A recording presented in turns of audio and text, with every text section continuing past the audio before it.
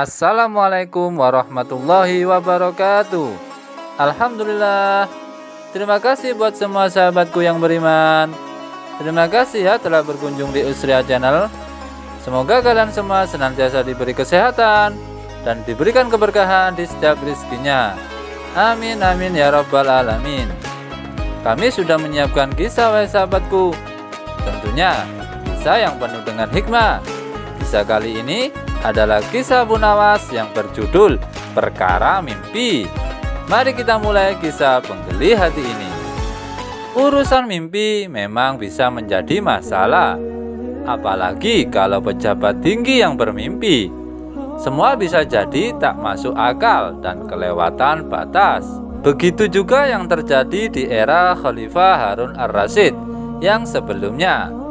Ada kasus Qadhi yang memaksa pemuda Mesir untuk melamar putrinya dengan seluruh harta yang ia miliki.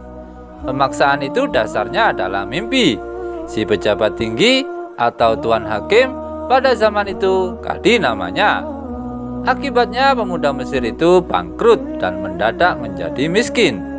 Untunglah Abu Nawas menyelamatkannya, sehingga pemuda itu bisa pulang ke Mesir dan membawa kembali hartanya. Nah, kini giliran Abu Nawas yang menjadi korban. Pelakunya bukan sembarang orang. Dia adalah baginda raja. Lihatlah Abu Nawas yang tidak berdaya. Ia hanya tertunduk sedih mendengarkan penuturan istrinya. Dikisahkan, istrinya Abu Nawas bercerita kepada suaminya. Tadi pagi beberapa pekerja kerajaan atas titah langsung baginda raja membongkar rumah dan terus menggali tanpa bisa dicegah. Kata mereka, semalam baginda raja bermimpi bahwa di rumah Abu Nawas terpendam emas dan permata yang tak ternilai harganya. Maka baginda raja pun memerintahkan pekerja untuk membuktikan mimpinya itu. Hasilnya, mimpi hanyalah kembang tidur saja dan tak ditemukan emas dan permata di rumah kita, kata sang istri. Hal yang membuat Abu Nawas sangat kesal, bahkan dendam. Jangankan mengganti kerugian, meminta maaf pun baginda raja tidak melakukannya. Lama sekali Abu Nawas memeras otak. Ia mencari cara membalas dendam. Ia ingin mencari muslihat yang setimpal. Makanan yang dihidangkan oleh istrinya tidak dimakan karena nafsu makannya lenyap. Malam pun tiba, namun Abu Nawas tetap tidak beranjak. Keesokan hari Abu Nawas melihat lalat-lalat mulai menyerbu makanan Abu Nawas yang sudah basi. Abu Nawas tiba-tiba tertawa riang. "Tolong ambilkan kain penutup untuk makananku dan sebatang besi," Abu Nawas berkata kepada istrinya. "Untuk apa?" tanya istrinya heran. "Membalas baginda raja," kata Abu Nawas singkat. Dengan muka berseri-seri, Abu Nawas berangkat menuju istana kerajaan. Seperti biasa, setiba di istana, Abu Nawas membungkuk hormat dan berkata, "Ampun tuanku, hamba menghadap tuanku baginda raja hanya untuk mengadukan perlakuan tamu-tamu yang tidak diundang. Mereka memasuki rumah hamba tanpa izin dari hamba dan berani memakan makanan hamba," kata Abu Nawas mengadukan. "Siapakah tamu-tamu yang tidak diundang itu, wahai Abu Nawas?" sergap baginda raja dengan kasarnya. "Lalat-lalat ini tuanku," kata Abu Nawas sambil membuka penutup piringnya. "Kepada siapa lagi kalau bukan kepada baginda junjungan hamba? Hamba mengadukan perlakuan yang tidak adil ini, tuanku," kata Abu Nawas. "Lalu keadilan bagaimana yang engkau inginkan dariku?" tanya sang baginda raja. "Hamba hanya menginginkan izin tertulis dari baginda sendiri, agar hamba bisa dengan leluasa menghukum lalat-lalat itu," jawab Abu Nawas. Baginda raja tidak bisa mengelakkan diri untuk menolak permintaan Abu Nawas, karena pada saat itu para menteri sedang berkumpul di istana kerajaan. Maka dengan terpaksa baginda raja membuat surat izin yang isinya memperkenankan Abu Nawas memukul lalat-lalat itu dimanapun mereka hinggap. Tanpa menunggu perintah, Abu Nawas mulai memukul seraya mengusir lalat-lalat di piringnya, hingga mereka terbang dan hinggap di sana sini. Dengan tongkat besi yang sudah sejak tadi dibawanya dari rumah, Abu Nawas mulai mengejar dan memukuli lalat-lalat itu. Ada yang hinggap di kaca. Abu Nawas dengan leluasa memukul kaca itu hingga hancur. Kemudian ada yang hinggap di vas bunga yang indah. Tetap saja Abu Nawas memukulnya. Kemudian giliran patung hias mendapat pukulan dari Abu Nawas, sehingga sebagian dari istana dan perabotannya remuk diterjang tongkat besi Abu Nawas. Bahkan Abu Nawas tidak merasa malu memukul lalat yang kebetulan hinggap di tempayan Baginda Raja. Baginda Raja tidak bisa berbuat apa-apa kecuali menyadari kekeliruan yang telah dilakukan terhadap Abu Nawas dan keluarganya. Dan setelah merasa puas, Abu Nawas mohon diri. Barang-barang kesayangan Baginda Raja banyak yang hancur. Bukan hanya itu saja, Baginda Raja juga menanggung rasa malu. Kini ia sadar betapa kelirunya berbuat semena-mena kepada si cerdik Abu Nawas. Abu Nawas pulang dengan perasaan lega. Istrinya pasti sedang menunggu di rumah untuk mendengarkan cerita apa yang dibawa suaminya dari istana kerajaan. Wallahu a'lam bishawab. Kisah selanjutnya. Kisah ini bermula pada saat Abu Nawas mempunyai tetangga seorang ateis. Ateis adalah keyakinan yang tidak mempercayai adanya Tuhan. Meski demikian, Abu Nawas tetap menghormati tetangganya itu.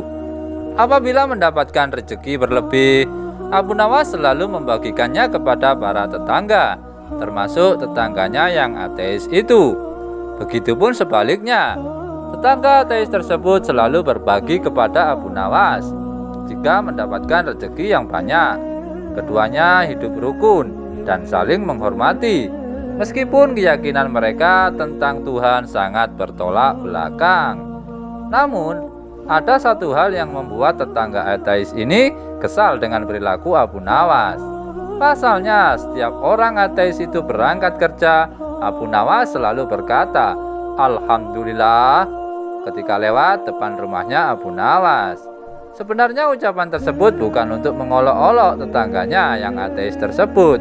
Hal itu karena Abu Nawas selalu mengatakan Alhamdulillah kepada siapa saja yang lewat di depan rumahnya, dan sudah menjadi kebiasaannya. Lama-kelamaan tetangga ateis ini merasa risih dan terganggu dengan ucapan tersebut. Suatu pagi saat hendak berangkat kerja, ia mendapati Abu Nawas sudah duduk di depan rumahnya. Saat dirinya melintas tepat di depan rumahnya Abu Nawas, sambil tersenyum terdengar ucapan Alhamdulillah. Marahlah tetangga ateis itu kepada Abu Nawas sambil berkata, "Tidak ada Tuhan," teriaknya dengan mata melototi si cerdik Abu Nawas. Abu Nawas sontak terkejut melihat tetangganya yang tiba-tiba marah itu. "Hai kawan, kenapa kau begitu emosi? Apa salahku?" tanya Abu Nawas dengan herannya. "Aku tidak suka dengan ucapanmu itu. Jangan ucapkan kata-kata itu di depanku," betak tetangga ateis itu. "Baiklah kawan, aku tidak mengulanginya lagi," ucap Abu Nawas. Akibat kejadian itu, hubungan akrab mereka pun menjadi renggang. Sebenarnya, Abu Nawas sudah berusaha untuk tetap menjalin silaturahim. Namun, sepertinya tetangga ateis tersebut justru menjauhi Abu Nawas. Hingga suatu malam Abu Nawas merasa lapar, sedangkan diri Abu Nawas tidak punya uang sepeser pun untuk membeli makanan. Selepas sholat Isya, Abu Nawas berdoa, "Ya Allah, hamba sedang mengalami masa sulit. Hamba tidak punya uang, juga tidak punya pekerjaan. Berilah hamba rezeki ya Allah. Malam ini hamba sangat lapar, hamba membutuhkan makanan," ucap Abu Nawas dalam doanya. Rupanya doa Abu Nawas ini didengar oleh tetangganya yang ateis itu. Maka muncullah ide usil di benaknya tetangga Abu Nawas tersebut. "Aku akan mengerjai Abu Nawas, sekaligus membuktikan bahwa Tuhannya tidak bisa memberinya makanan. pikir tetangga ateis tersebut yang ingin mengerjai Abu Nawas. Kemudian tetangga itu pergi ke warung untuk membeli beberapa potong roti, lalu dimasukkan ke dalam kantong besar. Ia juga menyelipkan kertas yang di dalamnya terdapat tulisan ditujukan kepada Abu Nawas. Ini bukan dari Tuhanmu, ini dari tetanggamu yang ateis, isi tulisannya. Sepulang dari warung, ia meletakkan kantong besar tersebut tepat di depan pintu rumah Abu Nawas. Tetangga ateis itu lalu mengetuk pintu dan langsung bersembunyi di balik semak-semak. Ia penasaran, ingin tahu apa reaksi Abu Nawas ketika menerima hadiah darinya itu. Sementara Abu Nawas yang sedang khusyuk dalam berdoa segera menghentikan doanya karena mendengar pintu rumahnya ada yang mengetuk. Ketika membuka pintu, Abu Nawas terkejut melihat ada kantong besar di depan rumahnya. Dikarenakan penasaran, Abu Nawas segera membuka kantong tersebut dan ternyata isinya beberapa roti lezat. Abu Nawas langsung bersujud sebagai tanda rasa syukur kepada Allah Subhanahu wa taala. Alhamdulillah ya Allah, ucap Abu Nawas tengah teriak.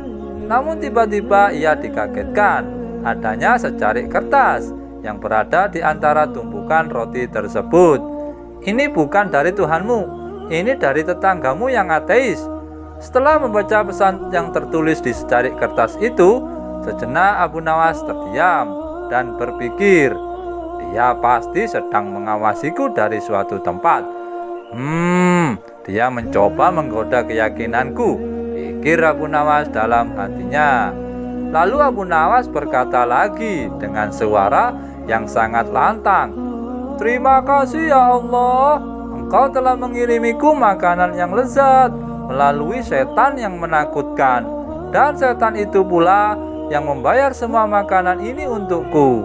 Tetangga ateis tersebut tentu saja menjadi kecewa saat mendengarkan ucapan Abu Nawas. Ia tidak menyangka disebut setan yang menakutkan oleh Abu Nawas. Dasar kurang ajar, bukannya berterima kasih kepadaku, justru berterima kasih kepada Tuhannya, malah aku disebut setan, gerutunya dalam hati. Wallahu a'lam bishawab. Bagaimana sahabatku? Semoga kalian semuanya bisa mengambil hikmahnya ya dari kisah ini. Saling menghormati adalah suatu keharusan, biar terwujud kedamaian dan keindahan. Oke sahabatku, lebih dan kurangnya mohon dimaafkan ya. Yang benar datangnya dari Allah Subhanahu wa taala.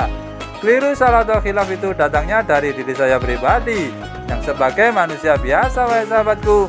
Sampai ketemu lagi ya di kisah inspiratif yang penuh dengan hikmah selanjutnya. Oke sahabatku semuanya, yang belum subscribe jangan lupa di subscribe ya. Mari kita sama-sama sebarkan kebaikan di seluruh dunia. Oke sahabatku, tetap semangat, semoga bermanfaat dan jangan lupa bersolawat. Assalamualaikum warahmatullahi wabarakatuh.